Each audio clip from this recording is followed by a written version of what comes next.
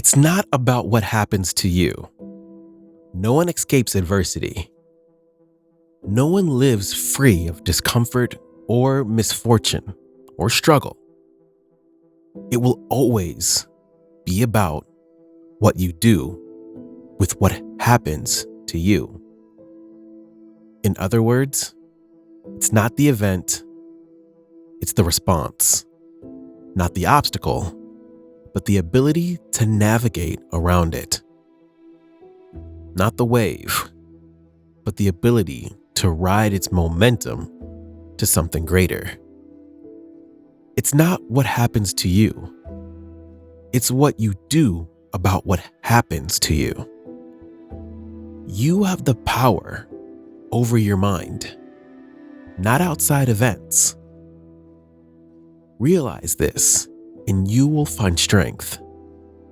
And I think this realization comes down to the fact that there is always a way.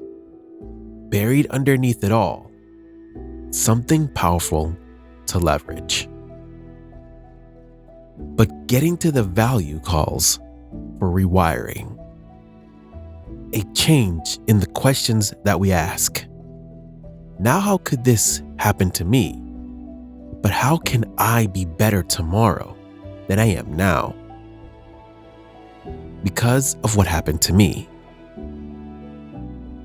Not can I still be that person or accomplish what I set out to, but am I that person? Now, how will I adjust my path so that I get there? We are operating within a world of value, limitless opportunity. The difficulty simply pushes us to that value faster, expedites the process. It forces us to open our eyes and see that the world works for us.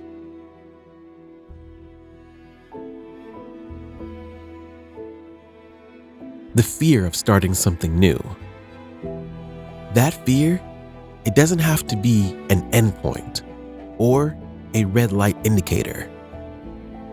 Fear doesn't mean you're not qualified or prepared or equipped.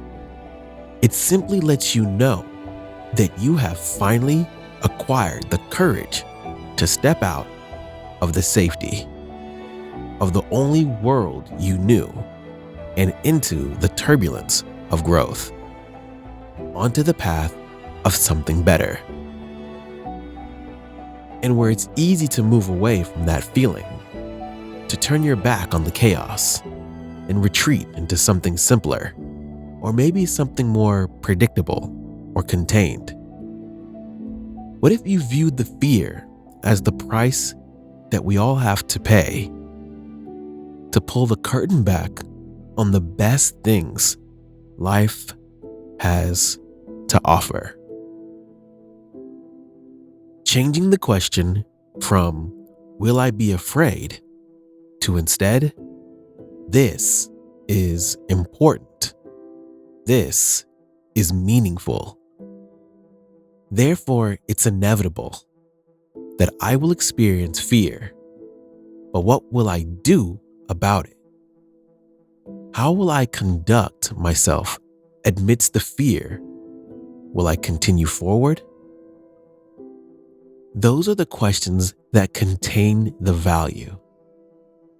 I can't keep the water from rising or the walls from caving in. That's an inevitability where I am going. The worthwhile road always has its adversity. But will I use that water to learn to swim? The walls to climb, to adapt and scale. What will I make of this? That's the question that becomes the difference. And sure, you could stay away. You could choose not to take the path. That presents the danger and the turbulence. You can attempt to contain the world around you by simply refusing to experience it. But then, of course, you become presented with the question: why intentionally refuse to cash in a winning lottery ticket? Why diminish your gift in such a way? If it's not what you look at, it's what you see. Why see the world as an adversary? Why see yourself as less than you are? When you fight for limitations, you get to keep them. You'll never exceed the person you've decided yourself to be. And yes, the world can feel intimidating. It's unknown. You, in many ways, can control the characteristics that make life what it is, but you can always control you. Just like you can't control the wind, but you can adjust your sails. You can't control the tides, but you can predict and plan and execute accordingly. You control you, and that is where the power is. And of course, there's going to be times where that's hard to see. But it's not your first instinct to find the value. It hurts to have something and lose it. To have what you were so sure about challenged. What you once believed in called into question. But this doesn't have to be a referendum on you as a human being. Sure, you make mistakes, but you have the opportunity to dwell on them or to acknowledge them and ask the question: I know what I know now. How can I be better than I've ever been in my life? How can I position myself to get more of the good and less of the bad?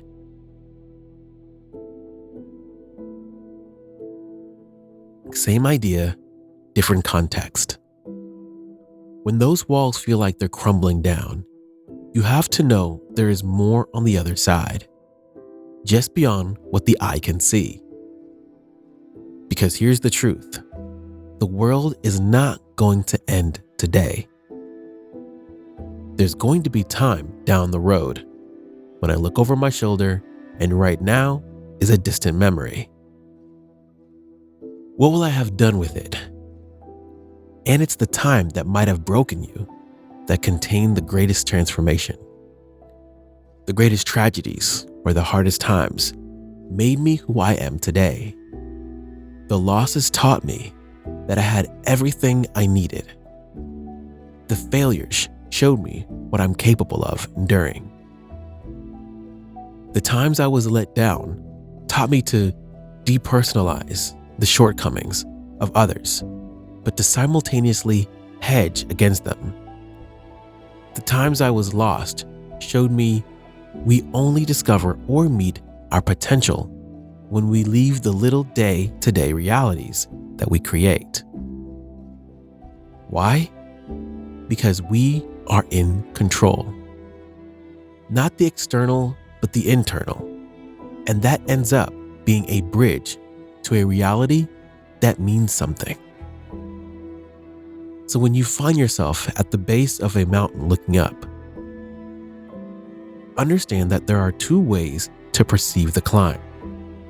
You can see it as the gravity pushing down on you, as earth standing in your way, or as an opportunity to ascend to a version of yourself that previously not only didn't exist, but wasn't available.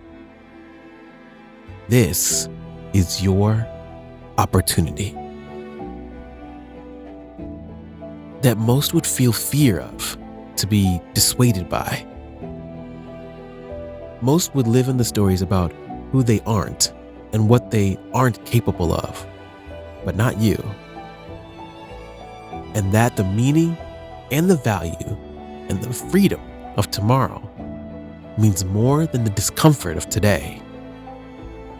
If you allow that for yourself, you will become truly unstoppable. Not because the path simplified or got easier, but because the traveler trusted himself to walk down it.